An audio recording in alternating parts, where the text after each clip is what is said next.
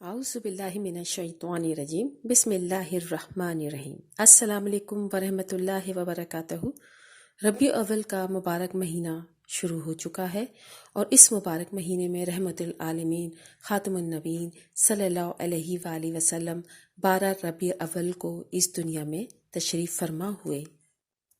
आज मैं जो वजीफ़ा लेकर हाजिर हुई हूँ वो इमाम काबा ने बताया था और न सिर्फ उन्होंने ये बताया बल्कि वो खुद भी इसको पढ़ा करते थे। ये साल में सिर्फ एक मर्तबा पढ़ना होता है। 12 रबी अव्वल को पढ़ें तो इससे बेहतरीन कोई बात नहीं, लेकिन अगर आप 12 रबी अव्वल को नहीं पढ़ सकते तो रबी अव्वल के किसी भी दिन इस वजीफे को आप कर सकते हैं।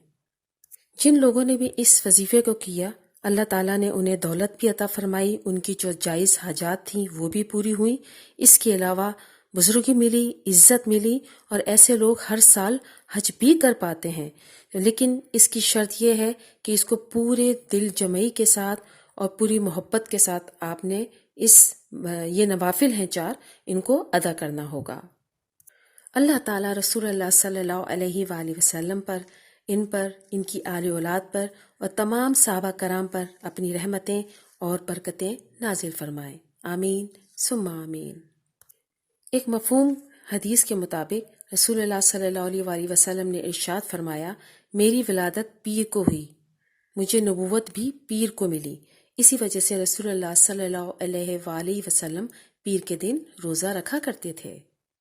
ये वजीफ़ा चूँकि इमाम काबा का बताया हुआ है, इसलिए आप अंदाज़ा लगा सकते हैं कि कितना मुस्तनद और मुजर्रब वजीफ़ा है।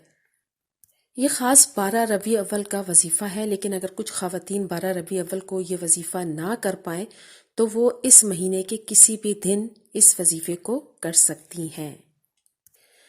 इमाम काबा का बताया हुआ वजीफ़ा कुछ यूँ है कि 12 रबी अव्वल को ज़ोहर की नमाज के बाद एक सलाम से 4 रकत पढ़नी है। 4 यानी कि 4 नवाफिल पढ़ने हैं।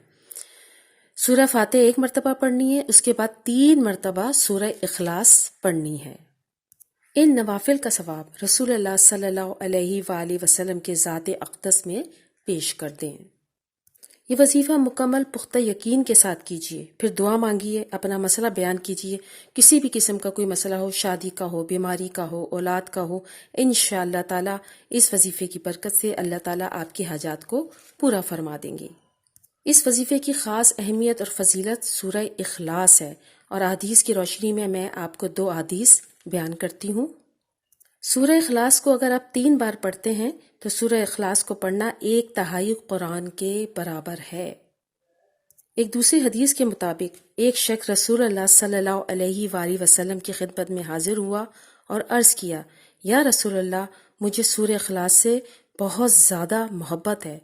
आप सल्लल्लाहु अलैहि वसल्लम ने इरशाद फरमाया, इसकी मोहब्बत ने तुम्हें जन्नत में दाखिल कर दिया।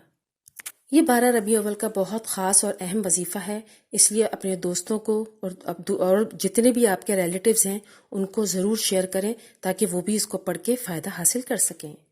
वीडियो आपको कैसे लगी अपने कमेंट से मुझे ज़रूर आगाह कीजिए।